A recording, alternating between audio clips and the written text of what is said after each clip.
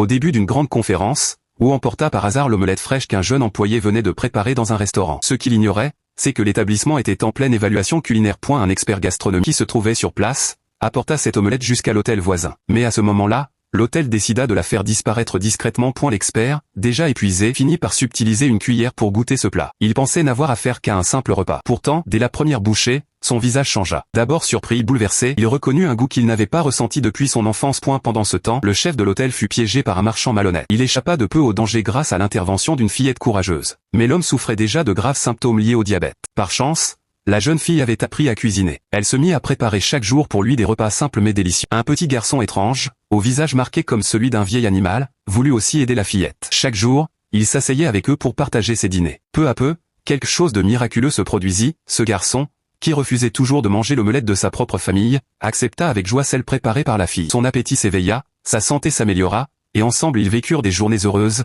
rythmées par les repas et les rires. Le garçon finit par rejeter l'omelette de sa maison et l'offrit à la fille, lui promettant qu'un jour, lorsqu'il serait grand, il l'emmènerait chez lui. Mais ce bonheur fut de courte durée. Ses parents le retrouvèrent bientôt et l'emmenèrent à l'étranger pour des soins. Le soir même, alors que la fille rentrait chez elle, elle aperçut le garçon dans une voiture qui s'éloignait peu à peu. 10 ans passèrent. La fillette était devenue une jeune femme. Ce jour-là, son grand-père l'appela et lui dit que certains de ses vieux amis étaient en danger de mort, et qu'elle seule pouvait les sauver. La jeune femme se rendit alors au restaurant indiqué. Mais à son arrivée, elle découvrit non pas une poignée d'hommes en détresse, mais un groupe entier de chefs qui semblaient l'attendre.